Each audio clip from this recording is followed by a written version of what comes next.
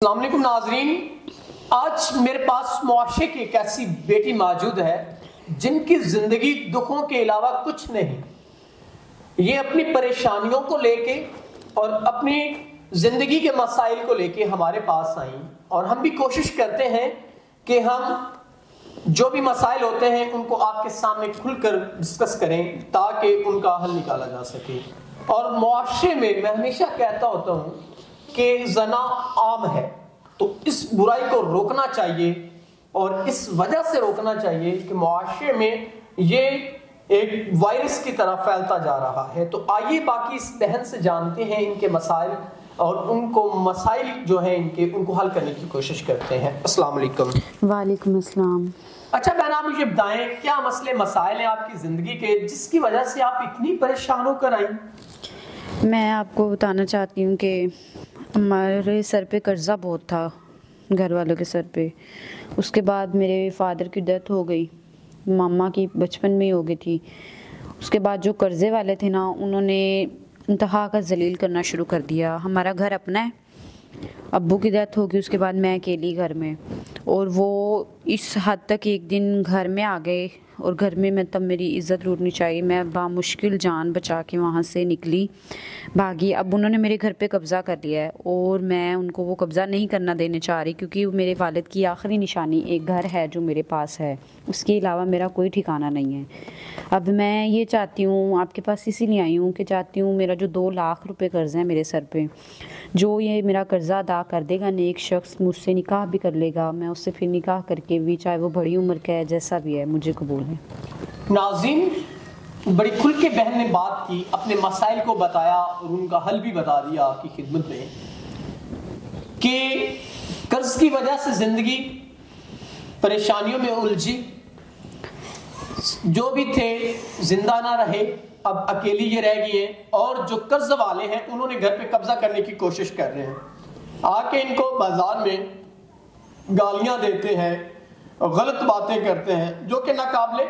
برداشت ہیں۔ تو یہ بیچاری پریشان ہو کر ہمارے پاس آئی اس وجہ سے کہ ان کی آواز کو آپ تک پہنچایا جا سکے۔ اب یہ کافی پریشان حالت میں آئی ہیں، اور انہوں نے کہا کہ وہ قرضے والے، میں بیان نہیں کرنا چاہتا ایسے الفاظ، اور نہ ہی آج تک میں نے ایسے الفاظ بیان کیے ہیں۔ انہوں نے کہا کہ جی آپ ہمیں، نعوذ باللہ، کہ آپ ہمیں پیسے دیں یا اپنی عزت دیں،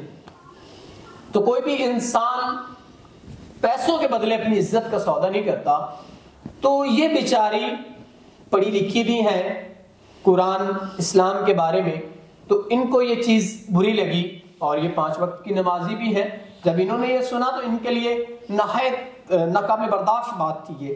تو یہ ہمارے پاس آئے، انہیں ہمارا پتہ چلا، اور ہم نے اپنا ایک اخلاقی فرض سمجھا ان کی آواز کو آپ تک پہنچانا۔ اب یہ چاہتی ہیں 2 لاکھ روپے ان کا قرض ہے، اگر کوئی ادا کر دیتا ہے تو وہ ان سے نکاح کر سکتا ہے، ان کی یہ شرط نہیں ہے، لیکن ایک ریکویسٹ ہے کہ جو شخص ان کا قرض ادا کرے گا یہ ان سے نکاح کریں گی، کیونکہ ان کو بھی احساس ہو جائے گا کہ یہ بندہ میری عزت کا محافظ ہے، میری خاطر کچھ کر سکتا ہے، تو اگر کوئی ایسا انسان ہے تو وہ ضرور ان سے نکاح کرے ان کے مسائل کو حل کرتے ہوئے۔ تو بہن، آپ واقعی نہیں نکاح کریں گی؟ اکثر ہمارے پاس ایسے ہوتے ہیں ایشوز وغیرہ کہ کوئی بڑی ایج کا ہے یا شادی شدہ ہے، اگر ایسے کوئی مسائل کوئی باہر لے جانا چاہتا ہو تو ان مسائل پہ بھی آپ کھل کے ہمارے ناظرین کو بتائیں تاکہ آپ کے مسئلے کا حل کیا جا سکے۔ میں بالکل کروں گی، کیونکہ میں بس چاہتی ہوں کہ میرا قرض ادا ہو جائے کسی طرح سے، اور میرے جو باپ کی آخری نشانی ہے ان کا گھر، میں اپنا گھر نہیں کھونا چاہتی، وہ قبضہ کر کے بیٹھے ہیں جو میں بالکل بھی نہیں چاہتی، بس قرض ادا نہیں کر سکتی میں۔ یہ اپنے والدین ماں باپ کی آخری نشانی کو اپنے ہاتھوں سے جانے نہیں دینا چاہتی، یہ چاہتی ہیں کہ میرے والدین کی میرے پاس ایک آخری نشانی وہ گھر ہے میرا، اگر قرض میں وہ چلا جاتا ہے تو میں خود کو کبھی معاف نہیں کر پاؤں گی۔ تو اس وجہ سے انہوں نے آپ لوگوں کے لیے نکاح کا پیغام بھیجا، اگر کوئی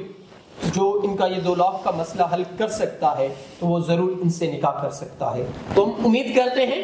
کہ آپ نکاح کو عام کریں گے اور اس قوم کی مجبور بیٹی کو ضرور سہارا دیں گے، اور ان کے مسائل کو حل کرتے ہوئے جو ان کا مسئلہ ہے ان سے آپ نکاح کریں گے، لیکن ایک شرط ان کی ہے کہ جو ان کا قرض ادا کرے گا اور ان کے والدین کی آخری نشانی ان کے پاس رہنے دے گا۔ تو اسی کے ساتھ امید کرتے ہیں کہ آپ ان کے مسائل کو حل کرتے ہوئے ان سے نکاح کریں گے. تو اسی کے ساتھ آپ اپنے میزبان نواب احمد کو دے اجازت. خدا حافظ.